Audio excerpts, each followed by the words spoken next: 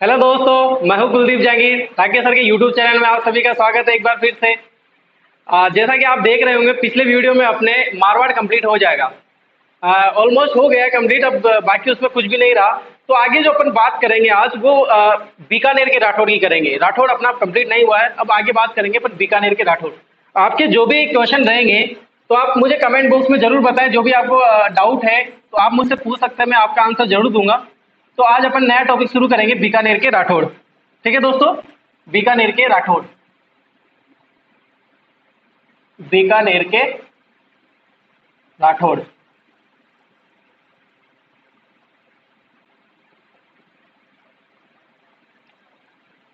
Okay दोस्त, देखो दोस्त, बीकानेर के राठौड़ यानी कि बीकानेर के राठौड़ वंश की स्थापना किसने करी थी, तो उसमें सबसे पहले नाम आता है राव बीका का। किसका नाम आता है? राव बीका का। राव बीका ने मैंने वहां भी बताया था जब मैं राव जोधा पढ़ा रहा था अपने। जोधा कहाँ का? मारवाड़ का, यानी कि जोधा में पढ़ रहे थे अपन। तो वहां मैंने आपको बताया था कि राव बीका ने 1488 में किसकी स्थापना करी थी? बीकानेर की स्थापना करी थी। और बीकानेर में राठौड़ वंश की नींव रखी थी किसने? राव बीका ने। तो ऑलमोस्ट ये एक क्वेश्चन आता है, ज्यादा से ज्यादा जांगल प्रदेश का पूछ लिया जाता है या फिर उसकी राजधानी, प्रारंभिक राजधानी कोडमदेसर का पूछ लिया था। उसकी सारी चर्चा करेंगे आज अपन बीकानेर के राठौड़ में। ज्यादा कुछ नहीं है, बीकानेर के राठौड़ में कभी भी समय ज्यादा ना गवाएं आप, और सन पे बिल्कुल भी ध्यान ना दें, क्योंकि ऑलमोस्ट राय सिंह, जो राय सिंह का नाम आता है ना, वही आता है सबसे ज्यादा इंपॉर्टेंट, उसी में से क्वेश्चन बनते हैं। और जो मोस्ट इंपोर्टेंट क्वेश्चन होंगे मैं जरूर बताऊंगा आपको। देखिए, बीकानेर में राठौड़ वंश में सबसे पहले आता है राव बीका। राव बीका। इसके शासनकाल की बात करें, याद मत रखना, फिर भी मैं बता देता हूँ। 1465 से 1504, ये इसका शासनकाल आता है। अब बात करें इसके, तो राव बीका, मैंने वहां बताया था आपको, राव बीका 1465 में निकल गया था। कहां से निकल गया था? जोधपुर से निकल गया था। 1465 में ही वहां से निकल गया था। कहां के लिए? बीकानेर के लिए। तब बीकानेर की स्थापना नहीं हुई थी। तो वो जाता है वहां से 1465 में निकलने के बाद जांगल प्रदेश जाता है। ठीक है, अपन बात करते हैं राव बीका ने, या राव बीका को सबसे पहले लिख लेते हैं जोधा का।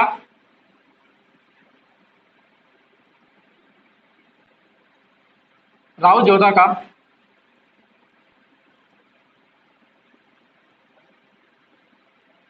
पांचवा पुत्र। तो ये भाई हुए एक तरह से। कौन भाई हुए? बीकानेर के राठौड़ और जोधपुर के राठौड़ भाई है, फिर भी लड़ते हैं भाई। देखा होगा आपने, मालदेव का युद्ध हुआ था राव जयसिंह से। बीकानेर का शासक था राव जयसिंह, उसका युद्ध हुआ था किससे? भाई भाई लड़ रहे हैं एक तरह से। तो राव जोधा का पांचवा पुत्र था। राव बीका को राव बीका को बीकानेर में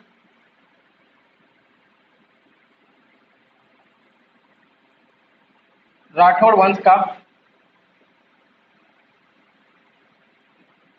संस्थापक भी बोला जाता है।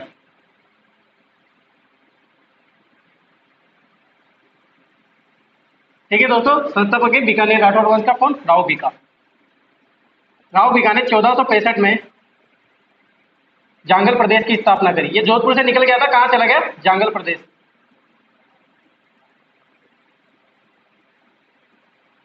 जांगल प्रदेश की स्थापना की। ठीक है दोस्तों, जांगल प्रदेश की स्थापना की थी राव बीका ने। 1472 में अपनी प्रारंभिक राजधानी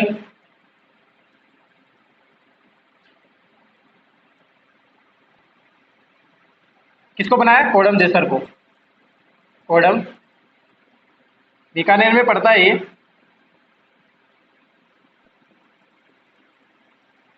कोडम देसर को अपनी प्रारंभिक राजधानी बनाया। मोस्ट इंपोर्टेंट क्वेश्चन आता है यहां से। ठीक है दोस्तों, राव बीकानेर जोधा का पांचवा पुत्र था। बीकानेर में राठौड़ वंश का संस्थापक माना जाता है। 1465 में जब जोधपुर से निकला तो कहां पहुंचा? जांगल प्रदेश में। छुपता छुपता निकला था, वहां से भागता हुआ लड़ते लड़ते जांगल प्रदेश पहुंचा। जांगल प्रदेश पहुंचने के बाद अपनी प्रारंभिक राजधानी 1472 में कौन सी बनाई? कोडम जयसर बनाई। और 1488 में राव बीका ने 1488 में बीकानेर की स्थापना की। बीकानेर की स्थापना की।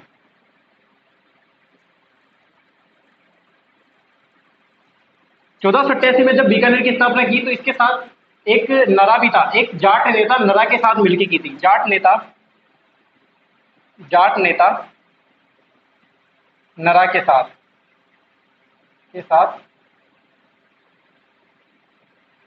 मिलकर एक जाट नेता था दोस्तों, जो इसके साथ साथ चल रहा था, बीकानेर के साथ साथ चल रहा था। और 1488 में जब बीकानेर की स्थापना हुई थी तो जाट नेता भी साथ था, और जाट नेता ने दोनों ने मिलकर नाम दिया था क्या, बीकानेर का नाम दिया था। बीकानेर की स्थापना की थी और बीकानेर का नाम दिया था। ये हुई नॉर्मली जानकारी राव बीका की, राव जोधा का पांचवा पुत्र। और बात करते हैं आगे। राव बीका ने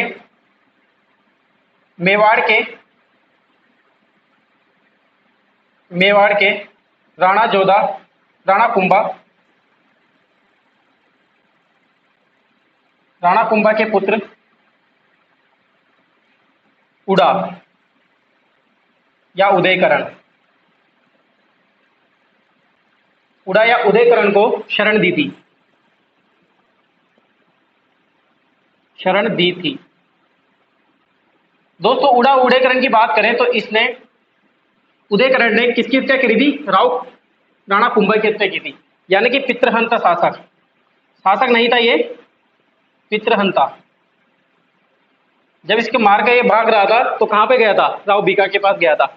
और राव कुंभा की हत्या कर दी थी किसने, उड़ा ने। ये मेवाड़ में पढ़ा होगा आपने, या फिर मैं मेवाड़ पढ़ाऊंगा तब आपको बताऊंगा।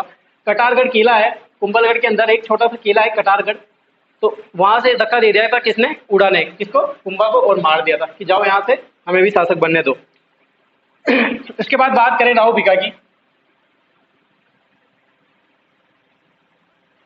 राव बीका ने, आराध्य देवी थी इसकी, आराध्य देवी करणी माता। करणी माता को आराध्य देवी मानता था, और जो भी काम करता था, यानी बीकानेर की स्थापना करी तो करणी माता का सहयोग था, आशीर्वाद था। तो करणी माता का मंदिर कहाँ है दोस्तों, इसका निर्माण करवाया था किसने, मंदिर की बात करें, देशनोक बीकानेर। कहाँ पे मंदिर है करणी माता का, देशनोक बीकानेर में। किसने बनवाया था, बीकानेर, राव बीका ने।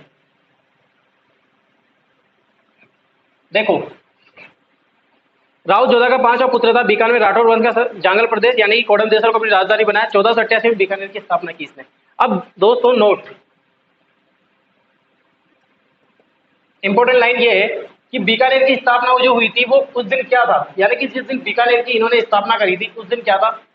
अगर मैं आज का वीडियो बना रहा हूँ तो आज का वीडियो कौन सा है, यानी कि बैसाखी का टाइम चल रहा है, यानी कि आका तीज चल रहा है। आका तीज के रहे बीकानेर की स्थापना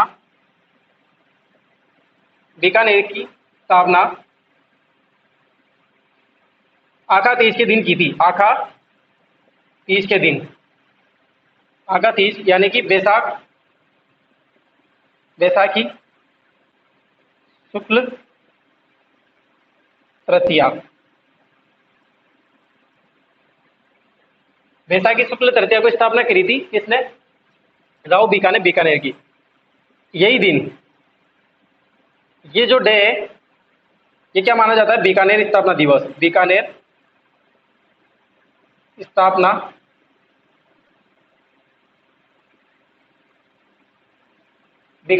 दिवस मनाया जाता है।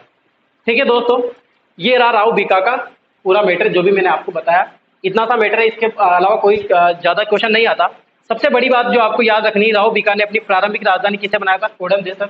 बहुत बार आ चुका है क्वेश्चन, यही बनता है। जांगल प्रदेश की स्थापना करी थी 1465 में, और 1472 में। सन याद भी ना रखो तो कोई बात नहीं, कभी नहीं पूछता, लेकिन कोडम देसर प्रारंभिक राजधानी किसने बनाई थी, राव बीका ने कोडम देसर को बनाया था। बीकानेर की स्थापना करी थी 1488 में। जोधपुर की स्थापना मैंने बता दिया था आपको, 1400 यानी 59 में हुई थी किसकी, जोधपुर की स्थापना। और 1488 में किसकी स्थापना करी, बीकानेर की स्थापना करी थी राव बीका ने। लिख लीजिए आप, स्क्रीनशॉट ले लीजिए, पहले स्क्रीनशॉट ले लीजिए आप।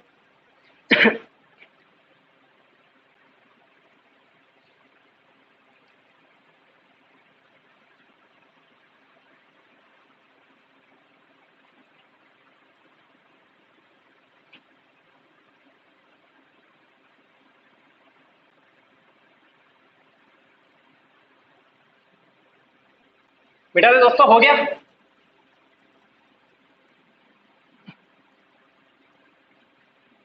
तो ये आपका राव बी का कंप्लीट। इसके बाद जो शासक बनेगा वो लूणकरण बनेगा। देखो जाट नेता था, लूणकरण जब शासक बनता है उससे पहले जाट नेता नरा, 1 साल तक नरा भी शासक बनता है, लेकिन इसने कुछ किया नहीं था। और 1 साल बाद उसके उसके 1 साल बाद लूणकरण लूणकरण जो है शासक बन जाता है, कहाँ का, बीकानेर का।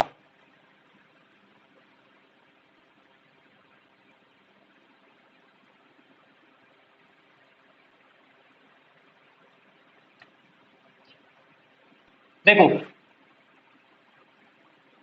राव लूणकरण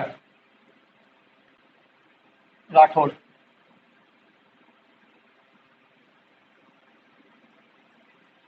1505 से 1525 ईस्वी। ठीक है दोस्तों, क्लियर है। देखो बीकानेर के शासक यानी कि राठौड़ अपने आगे क्या लगाते थे, राव।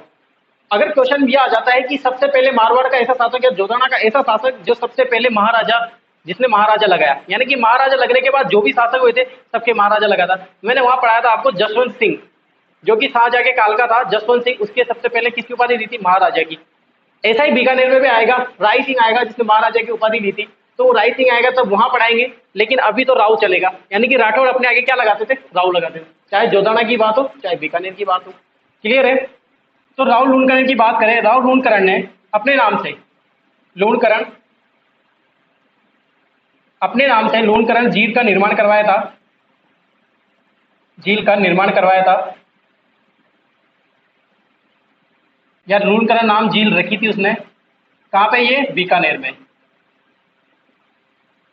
कहाँ पे स्थित है लूणकरण झील, बीकानेर में स्थित है। पर्टिकुलर राव लूणकरण की बात करें तो लूणकरण को बीटू सूजा, बीटू सूजा के ग्रंथ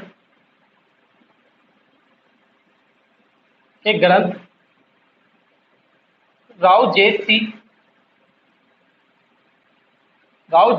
छंद,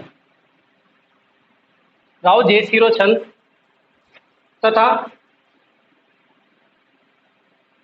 तथा जयसोम द्वारा रचित ग्रंथ करमचंद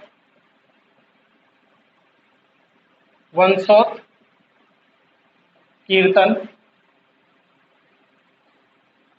दोस्तों समझना, बीटू सूजा एक लेखक था, ग्रंथ लिखा है इसने। तो बीटू सूजा के ग्रंथ था राव जयसिरो छंद। कौन सा ग्रंथ था, राव जयसिरो छंद। वो जयसोम द्वारा रचित ग्रंथ था, कौन सा, करमचंद वंशोत्पत्ति। इन ग्रंथ में बीकानेर के राठौड़ यानी कि लूणकरण की बात हुई थी। वंशक में लूणकरण को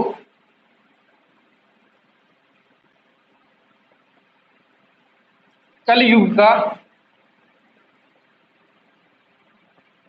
कर्ण कहा।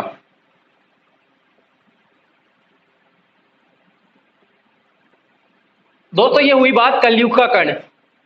कर्ण बहुत सारे हुए, इतिहास में बहुत सारे कर्ण हुए, आपने देखोगे बहुत सारे कर्ण। मैंने पहले ही बात करी, मारवाड़ का कर्ण, मेवाड़ का कर्ण, राजपूताना का कर्ण, कलयुग का कर्ण। तो ये कलयुग का कर्ण है।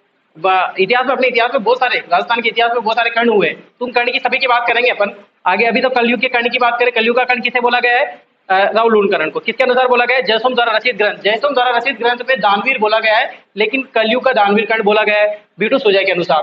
तो इन दोनों ग्रंथों का याद रखना, मोस्ट इंपोर्टेंट क्वेश्चन बनता है इसमें। ठीक है, कलयुग का कर्ण। अब कर्ण की बात कर लेते हैं अपन, अलग से कर्ण की बात कर लेते हैं। जैसे इधर नोट, अपन ने कर्ण की बात करी अलग। कर्ण की बात करें, जैसे मेवाड़ का कर्ण, किसे बोला जाता है, भामाशाह को, जिन्होंने महाराणा प्रताप की जब युद्ध हुआ था तो उस युद्ध में अपनी धनराशि दी थी, सारे जेवर सभी दे दिए थे, धनराशि दी थी किसने, भामाशाह ने। तो मेवाड़ का कर्ण किसे बोला जाता है, भामाशाह को। इसके बाद मारवाड़ का कर्ण किसे बोला जाता है, वीर दुर्गादास, जो अपन ने पढ़ चुके पहले, मैंने वहां भी बताया होगा आपको, वीर दुर्गादास को। इस तरह से बात करें अपन राजपूताने का कर्ण, राजपुताने का कर्ण, तो ये हो जाएगा राय सिंह। राय सिंह कहाँ का? बीकानेर का, जो आगे पढ़ेंगे अपन, बहुत इंपॉर्टेंट शासक है राय सिंह। अब देखो, मेवाड़ का कर्ण बोल दिया, मारवाड़ का कर्ण बोल दिया, राजपुताने का कर्ण बोल दिया, लेकिन किसने बोला? क्वेश्चन ये भी आता है कि किसने बोला, मेवाड़ का कर्ण किसने बोला, मारवाड़ का कर्ण किसने बोला? तो ये दोनों दोस्तों किसने बोले? ये बोले कर्नल जेम्स टोड ने। किसने बोले? कर्नल जेम्स टोड के अनुसार। किसके अनुसार? कर्नल जेम्स टोड के। और ये बोला किसने? मुंशी देवी प्रसाद के अनुसार। मुंशी देवी प्रसाद के अनुसार। ठीक है दोस्तों, ये राजपुताने का कर्ण राय। ये राव लूणकरण की बात चल रही है। देखो दोस्तों, राव लूणकरण के बाद इसने क्या करा? अपने नाम से लूणकरण जी निर्माण करवाया था बीकानेर।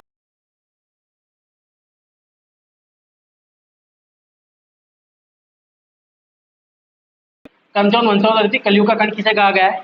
लूणकरण के बाद। ये आपके लूणकरण की डिटेल हो गई। इसके बाद जो शासक बनेगा, पहले आप इसको लिख लीजिए, इसके बाद स्क्रीनशॉट ले लीजिए आप इसका। इसको लिख लिया होगा आपने। अब इसके बाद जो शासक बनेगा वो राव जयसिंह बनेगा। राव जयसिंह का नाम सुना होगा आपने। बीकानेर में मैं बार बार आपको बोलूंगा, राय सिंह जो है शासक, वेरी इंपॉर्टेंट शासक है, तो अगर क्वेश्चन बनता है तो उनमें से बनेगा। बाकी फिर भी मैं आपको लिखा रहा हूं जो।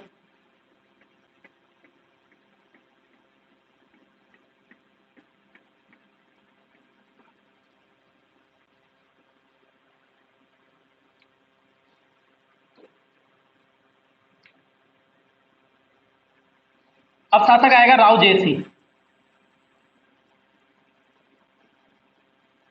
राव जयसिंह राठौड़। ठीक है दोस्तों, देखो राव जयसिंह ने ज्यादा कुछ किया नहीं। अपनी बात पहले भी हो चुकी थी राव जयसिंह के बारे में। राव जयसिंह ने बटनेर दुर्ग, कहां पे बटनेर का दुर्ग? हनुमानगढ़ के अधिकार को लेकर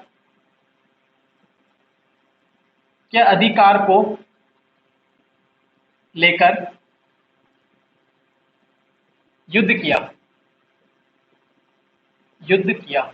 किससे किया भाई? युद्ध तो किया, किससे किया? यह है इंपॉर्टेंट बात, किससे किया? तो किससे किया था? राव जयसिंह वर्सेस कामरान। कारबान ये हुमायूं का भाई है। कौन है? हुमायूं का भाई। कामरान बार बार बटनेर के दुर्ग पर अधिकार करने की जमाता था, बार बार आता था, पराजित होकर चला जाता था। तो बटनेर की दुर्ग की नजर पड़ी थी राव जयसिंह की। तो राव जयसिंह भी अधिकार को लेकर युद्ध करता है। किससे? कामरान से। और कामरान को पराजित कर देता है। विजेता कौन रहता है? राव जयसिंह रहता है। कौन था ये? हुमायूं का भाई था। हुमायूं का भाई राव जयसिंह।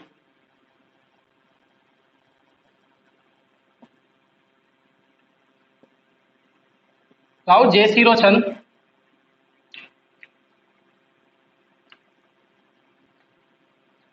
चेंज कर लेते हैं।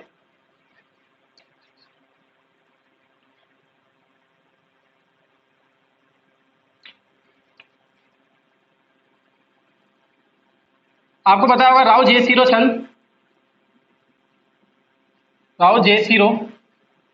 चंद मैंने पहले भी बता दिया पिछले वाले शासक में।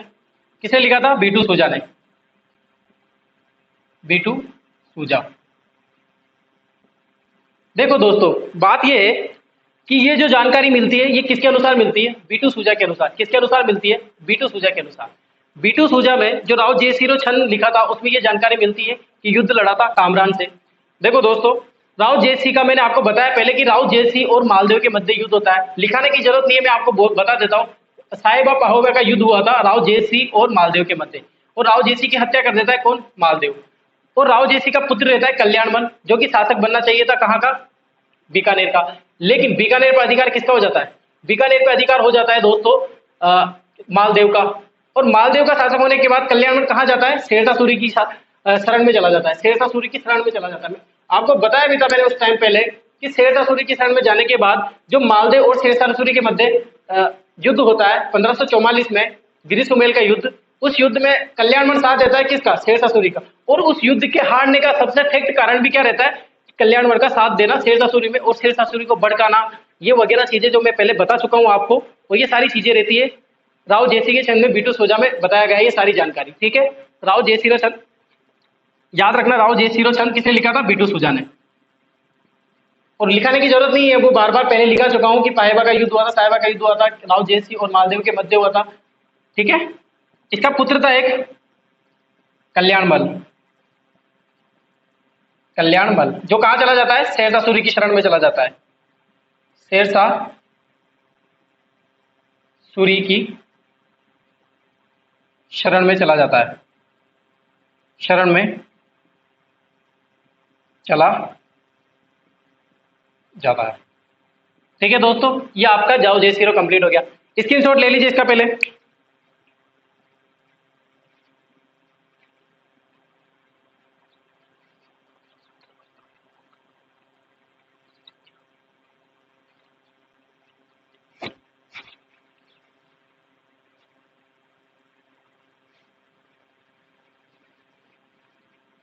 ठीक है दोस्तों, इसके बाद जो शासक बनेगा उसकी बात करेंगे अब।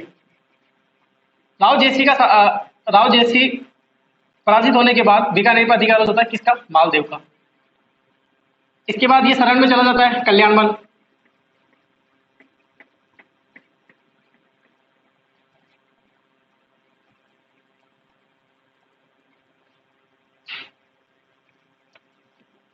नए शासक बनता है राव कल्याणमल। राव कल्याणमल राठौड़। ठीक है दोस्तों, राव कल्याणमल राठौड़ की बात करेंगे। ये शासक कैसे बनता है? अकबर की अधीनता स्वीकार करने के बाद। राव कल्याणमल बीकानेर का प्रथम शासक है, बीकानेर राठौड़ वंश का प्रथम शासक है जिसने मुगलों की अधीनता स्वीकार करी थी। बीकानेर का प्रथम शासक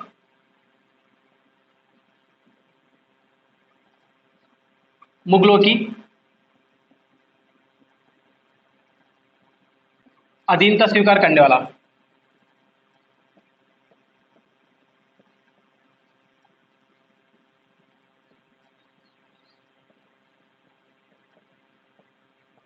मुगलों की अधीनता स्वीकार करके, मुगलों की अधीनता स्वीकार करके या फिर अकबर की अधीनता। अकबर नागौर दरबार लगाया था 1570 में। नागौर दरबार,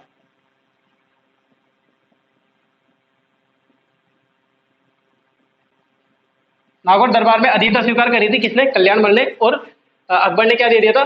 बीकानेर का किला दे दिया था किसको? कल्याणमल को। दोस्तों अबुल फजल, मैंने बताया था अबुल फजल भी एक लेखक था, कवि था किसका? अकबर के टाइम का, यानी कि अकबर के 9 रत्नों में से एक था अबुल फजल। मैं बार बार बता रहा हूँ आपको।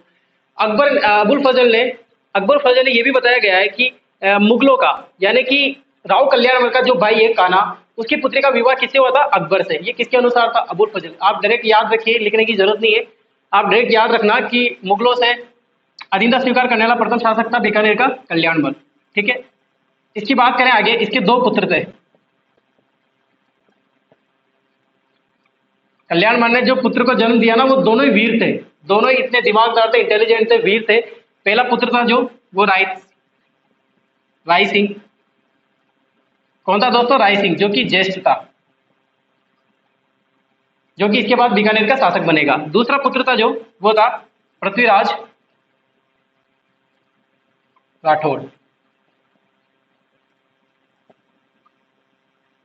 पृथ्वीराज राठौड़, ये दोनों, कौन दोनों? राय सिंह और पृथ्वीराज राठौड़ अकबर की शरण में चला जाते हैं। अकबर की शरण में, अकबर की शरण में जाने के बाद राय सिंह को बीकानेर का शासक बना देता है और पृथ्वीराज राठौड़ को अकबर अपने यहां ले लेता है। क्योंकि पृथ्वीराज राठौड़ जो है बहुत ही अच्छा कवि, लेखक, इंटेलिजेंट था, तो पृथ्वीराज राठौड़ को अकबर अपने यहाँ दरबार में रख लेता है और दरबार में अपने यहाँ जगह देता है किसको? पृथ्वीराज राठौड़ को। तो अपन पर्टिकुलर किसकी बात करेंगे? पृथ्वीराज राठौड़ की। देखिए पृथ्वीराज राठौड़,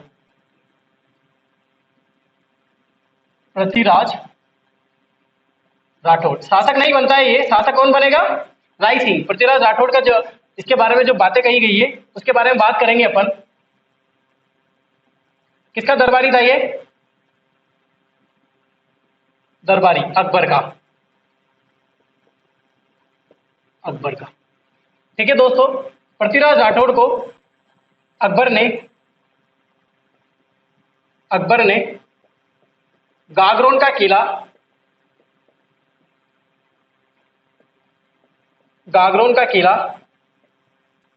उपहार में दिया।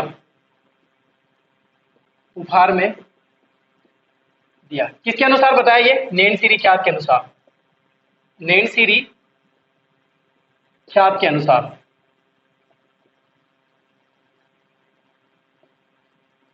किसके अनुसार दोस्तों? नैनसिरी ख्यात के अनुसार। अकबर जो है पृथ्वीराज राठौड़ से इतना खुश रहता था, इतना प्रसन्न रहता था कि उसको गागरोन का किला उपहार में दे दिया। और ये बात किसने कही है? नैनसिरी ख्यात है। मनोहर नैनसिरी ने अपने ग्रंथ नैनसिरी ख्यात में बताया गया है कि पृथ्वीराज राठौड़ को जो गागरोन का किला दिया था वो किसने दिया था? अकबर ने। अकबर ने खुश होकर दिया था। बहुत अच्छा लेखक कवि था। इसकी ग्रंथ की बात करेंगे। इसके 2 ग्रंथ थे, कुछ ग्रंथ लिखे थे, इंपोर्टेंट ग्रंथ की बात करेंगे। इसके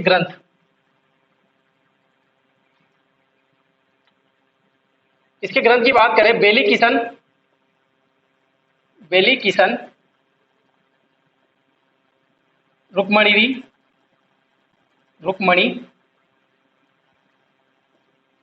विख्यात। किस भाषा में लिखा था दोस्तों ये? भाषा डिंगल भाषा जो बोलते हैं इसको, मारवाड़ की उपशैली, उपभाषा बोल सकते हैं आप। तो याद रखना दोस्तों, इसका बहुत इंपोर्टेंट ग्रंथ था। कौन सा? Most important. बहुत बार पूछा जाता है कि पृथ्वीराज का ग्रंथ कौन सा था? बेली किशन रुक्मणी ख्यात। किस भाषा में लिखा था ये? डिंगल भाषा में लिखा था। किस भाषा में लिखा था दोस्तों? डिंगल भाषा में लिखा था। ये एक भाषा है जो मारवाड़ की तरफ बोली जाती है, उपभाषा भी बोलते हैं मारवाड़ की। और दरबारी कवि किसका था? अकबर ने इसे गागरोन का किला उपहार में दिया था। ठीक है दोस्तों, ये बात किसकी हुई? पृथ्वीराज राठौड़ को एलपी टैक्सीटोरी ने डिंगल का हेरोज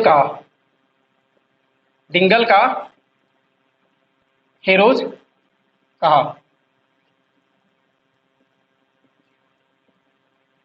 नोट लगाना दोस्तों, एक लेखक था कन्हैया लाल सेठिया। इसकी पुस्तक थी दोस्तों, पातल और पीतल। कन्हैया लाल सेठिया ने दोस्तों एक पुस्तक लिखी थी, पातल और पीतल में तुलना की गई है। यानी कि आप जनरली देखा जाए तो पृथ्वीराज राठौड़ की तुलना किससे करी है? पीतल से। यानी कि उपनाम क्या हो जाएगा? पीतल, पृथ्वीराज राठौड़ का। और पातल किसे बोला गया है? महाराणा प्रताप को। और पीतल किसे बोला है? पृथ्वीराज को पीतल बोला गया है। यानी कि उपनाम क्या हो जाएगा पृथ्वीराज का? पीतल। किसने बोला है? कन्हैया लाल सेठिया ने। दोस्तों ये बात हुई पृथ्वीराज राठौड़ की। आगे नेक्स्ट बात करेंगे राई सिंह को, बहुत इंपॉर्टेंट शासक है मारवाड़ में से। इसी तरह आप लाइक और कमेंट जरूर करते हैं, और कुछ चीजें रह गई हो तो आप जरूर कमेंट बॉक्स में लिख के डालेंगे, मैं आपको जरूर आंसर दूंगा उसका। नेक्स्ट बात करेंगे अगले नेक्स्ट वीडियो में। ठीक है, थैंक यू।